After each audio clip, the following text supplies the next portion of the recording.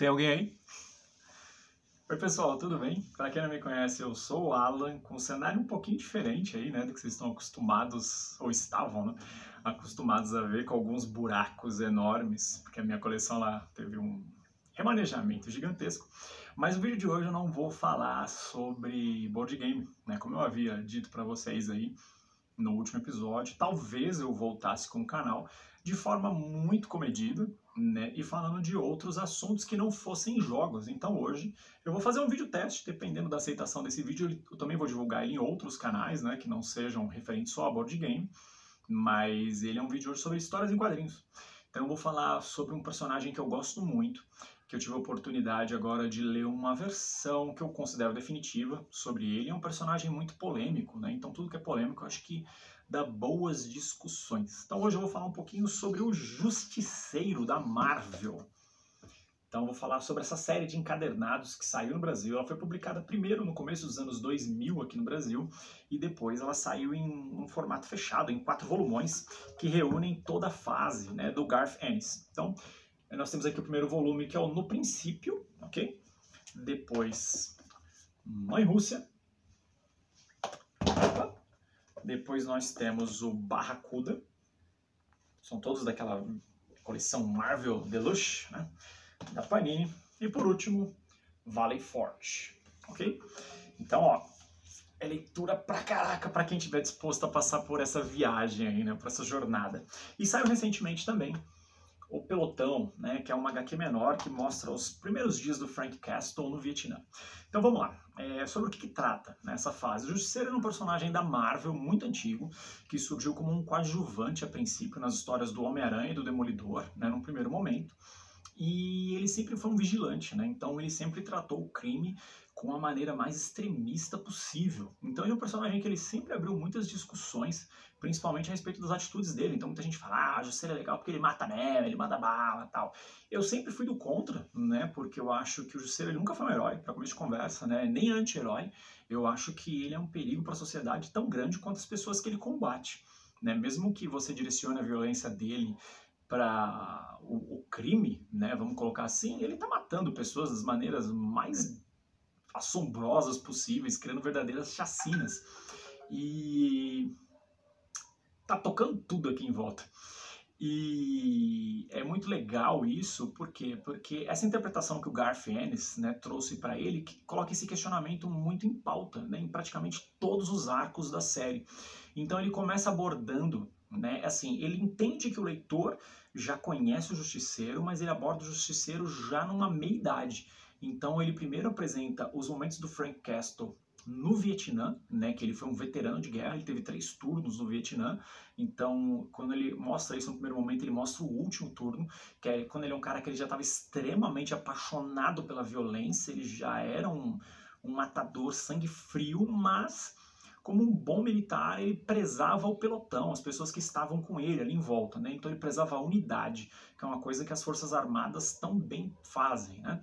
Mas a guerra é um horror e a Guerra do Vietnã foi uma das mais erradas do mundo. E é muito legal como a história aborda isso, né? Como a guerra afetou ele em todos os níveis possíveis e imagináveis e também deixa em aberta discussão para saber se a guerra tornou Frank Castle o Justiceiro e a morte da família dele foi só um gatilho para isso, né? Então você tem primeiro esse contato com ele através, assim, eu vou tentar falar de tudo da forma mais resumida possível, tá? Então você tem primeiro esse contato com ele no Vietnã e depois a história vem para os dias de hoje, 30 anos depois da morte da família dele. Então você encontra um Frank Castle já com 50 anos, né, por volta de 50, 52 anos, combatendo crime e assim, combatendo crime como um bisturi. O cara é preciso, metódico e extremamente violento. Então nas primeiras histórias ele simplesmente elimina toda a máfia italiana da cidade de Nova York, meu, assim, completamente, ele mata a máfia inteira, né, numa cena de chacina que, cara, é uma violência gráfica daquelas que você fala assim, caraca, legal por um lado, mas que também te choca por outro, né? Então ele tem uma cena aqui onde está tendo uma festa de aniversário e ele atrai todo mundo para fora, né, nesses quadrinhos, e aí ele começa simplesmente balear todo mundo. A série também tem um destaque muito grande na questão, ó, e é falando, tá? O impacto visual dela é bem forte, tá, galera? Então Pessoas que se chocam fácil, desculpa aí não ter avisado antes durante o vídeo, tá? Então, a trama da série toda começa com esse arco onde ele simplesmente chacina as maiores famílias de Nova York e depois é mostrando ele lidando com máfia irlandesa e coisa do tipo, tá? E assim, quando eu digo violência gráfica, é violência gráfica mesmo, tá? Então, o Frank Castle, ele entra na mira de várias pessoas, né? O crime organizado tentando acabar com ele de alguma forma, né? Mandando assassinos contra ele, e ele também se organizando para fazer algumas manobras onde ele consiga... ele tem plena noção que ele não vai acabar com o crime, ele sabe disso. O problema é que ele vive uma cruzada pessoal sem fim, né? Então a missão que ele deu para si não tem fim, não existe. Tá? Então, o primeiro volume ele mostra isso, né? Esse trecho do Vietnã, com o Frank Castle, ele chacinando as famílias de Nova York, e depois ele tendo alguns contratempos ali com a máfia irlandesa, ok? E matando todo mundo para variar. O segundo volume, que é o Mãe Rússia, é eleito por muita gente como um dos melhores da série. Eu particularmente não acho, tá? Eu gosto muito desse volume, mas eu não acho ele o melhor. Mostra o Frank Castle sendo convocado pelo Nick Fury, né? Que é um personagem da Marvel, dos mais famosos, só que aqui ele tem contato com o Nick Fury na versão clássica, né? Que é do famoso tapa-olho dos quadrinhos. Beleza? Então eles já se conhecem, né? Porque o Nick Fury também foi um herói de guerra, mas eles tiveram momentos distintos em guerras diferentes também. E existe uma missão onde ele coloca o Frank Castle para ir salvar uma menina que ela carrega um vírus biológico, na maior linha Resident Evil. E esse vírus ele é um vírus que ele mata a pessoa num milésimo de segundo. Tipo, você deixa a pessoa inoculada com o vírus e de repente ela, puf, a carne dela desaparece em 1 segundo, exatamente isso. Tá? Então a missão do Frank Castle é ir lá e tentar resgatar essa menina. Porém, ele vai acompanhado de um militar, que é um Black Ops, porém ele tem uma submissão, vamos colocar dessa forma, que é coletar o vírus. Então, se ele trouxer a menina viva para eles tirarem a amostra, beleza. Caso contrário, se for necessário matar a menina, que mate a menina e colete uma amostra do sangue.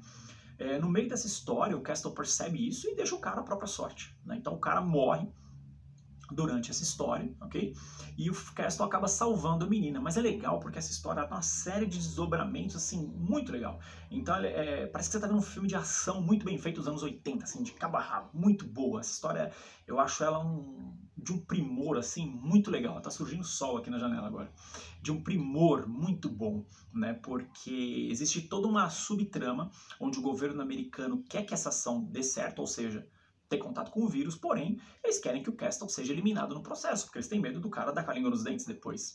Tudo dá errado pro governo americano, mas a menina consegue ser salva, Frank volta para os Estados Unidos, tá? Só que aí vai gerar uma série de desdobramentos, porque ele faz uma inimizade com um general russo, conhecido como a Rocha, que é o Zakharovs, e o cara, ele quer a cabeça do cara que simplesmente matou, mais de 50 soldados russos em solo russo.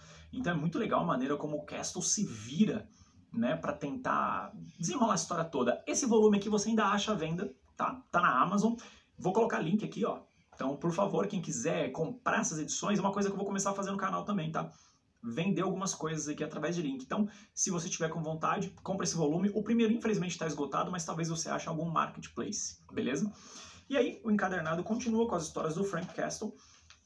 Só que depois, né, passando esse arco da Rússia, nós temos ele indo entrar em contato com o Frank Cavella, que é um maluco fascínio que matou a própria família já quando era criança. E esse cara aqui, ele quer se tornar o novo chefão do crime, após o Frank ter acabado com toda a máfia italiana. E ele tem a brilhante ideia de desenterrar a ossada da família do Frank e mijar em cima dos ossos e provocar o Frank Castle. Cara, mais burro que ele é né, cara? Ele desafiou Lúcifer em pessoa. É muito bom, até quando o vídeo passa na TV, a reação do Castle assistindo o vídeo. Essa é a cara que ele faz. Exatamente isso. Tá? Então, ele sai numa cruzada assassina pra pegar o cara. Tipo, você pode se esconder, você pode chamar quem você quiser. Você vai morrer. Tá? E aí, esse arco é muito legal porque o Garth Ennis, para quem não conhece, ele é um escritor muito famoso, que já escreveu obras como Preacher, né, que é uma obra seminal e que usava muito de escatologia. Ele escreveu também The Boys, que foi adaptada pela Amazon Prime, e outras obras. Né? Então ele é um cara que ele tem um secto de fãs muito grande. ao redor do globo. E aqui você tem um pouquinho do Garth Ennis na sua fase mais escatológica. Então tem umas cenas bizarríssimas, tá? Bizarríssimas, que eu não vou falar, mas que vai te render boas risadas lendo isso. Então esse arco ele é um arco mais direto. Ele é um arco que ele brinca um pouco com o humor negro que o Garth Ennis também coloca nas histórias dele, beleza? Vale muito a pena a leitura desse arco também. E na sequência a gente tem aquela história que eu considero a mais impactante desse volume, que é a dos escravistas. Então ele lida com um assunto que é um assunto infelizmente real, que é o tráfico de seres humanos, né? Então Frank Castle, em determinado momento, ele tem contato com uma mulher que estava fugindo e ela era uma escrava sexual de um grupo lá do leste europeu. Então os caras sequestravam mulheres, traziam para os Estados Unidos para usá-las como escravas sexuais. E assim, é hediondo o quadro que ele encontra, é um arco que ele te dá um ranço, assim, sabe, lendo, mas você não vai conseguir parar de ler justamente porque você quer saber como é que ele vai terminar essa história toda, né? E a maneira como ele termina com os caras, ele termina com requintes de crueldade. Por isso que eu falo assim, os caras mereciam a morte? Mereciam. Justifica a ação do justiceiro? Entendeu? Esse é o grande questionamento que o autor coloca tão bem na história, né? Então, por exemplo, quando ele pega uma das principais responsáveis, que é uma mulher, né, que é a cabeça do grupo, e assim, ele faz um statement com essa galera aqui, tipo, ele pensa assim, meu, não adianta eu matar essas pessoas, sabe? Eu vou matar essas pessoas e vão aparecer em outros lugares, então eu preciso dar um recado para eles entenderem com quem eles estão mexendo, com quem eles estão se envolvendo. Então, ele mata a mulher com um grau de crueldade abissal. Ele simplesmente fica jogando ela contra um vidro até ela morrer. É um vidro à prova de balas. É bem pesado.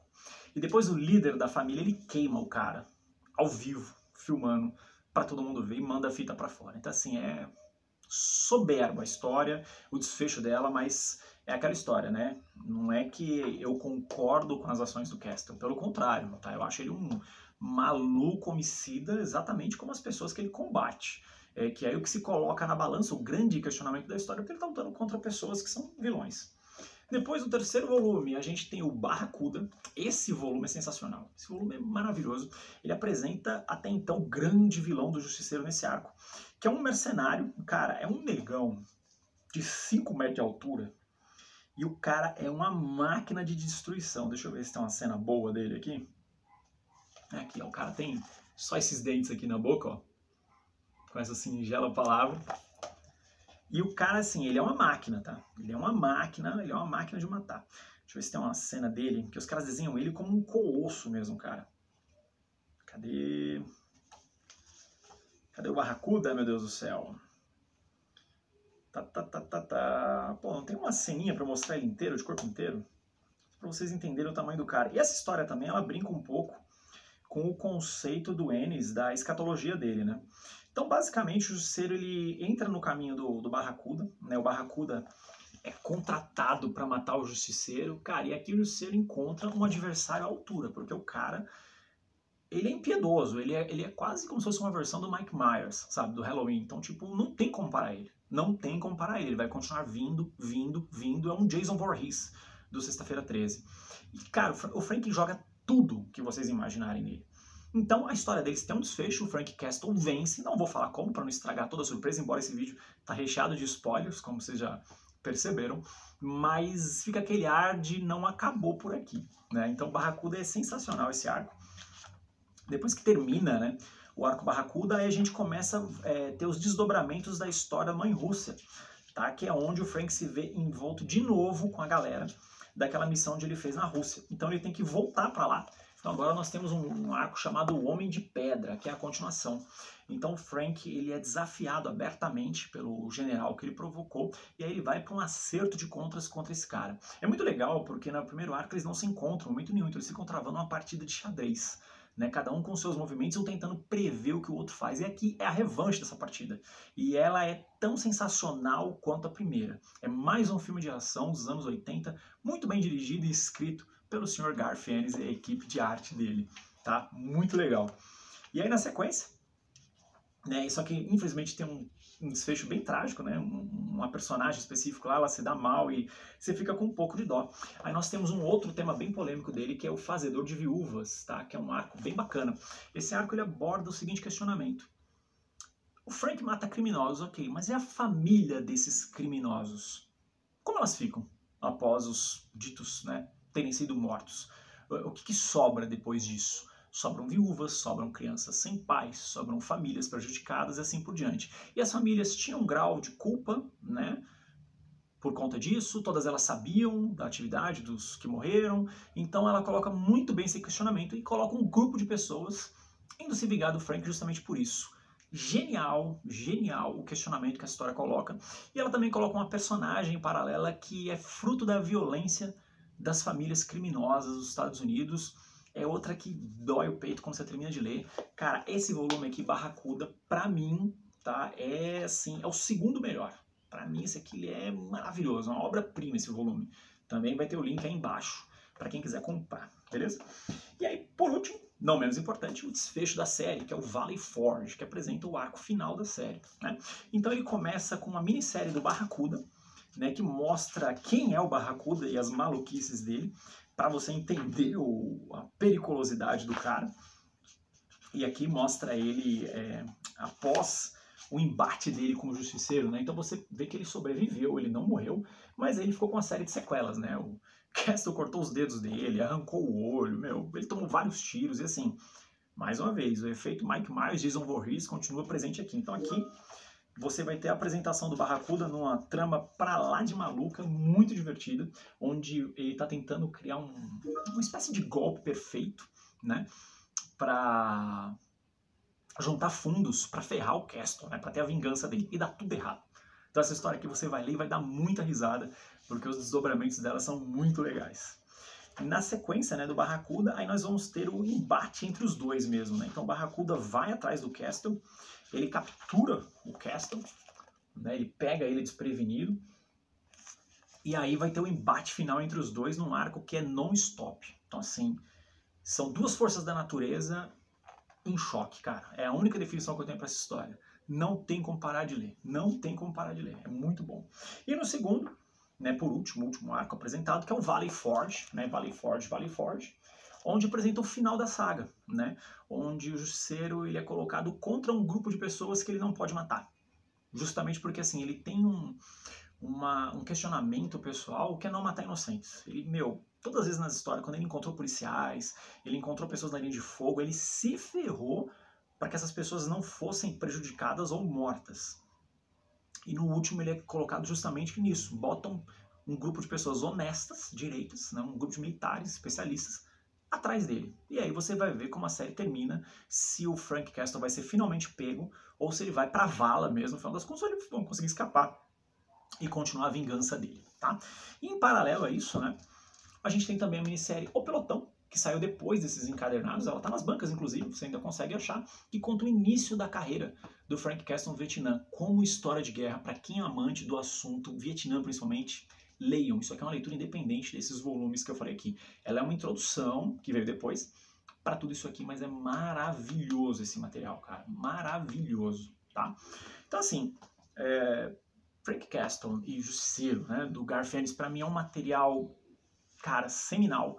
É um material indispensável na coleção de qualquer pessoa que goste de quadrinhos, assim, perfeito, maravilhoso, tá? E eu acho que tem que figurar na sua coleção. Então, para quem quiser aí, tá os links aí embaixo, beleza? Por favor, quero um feedback do vídeo. Alan, ficou legal? Alan, não ficou legal? Como a gente sempre interagiu aqui no canal, beleza? Críticas, comentários, sugestões, sempre bem-vindos mais uma vez. Aquele abraço.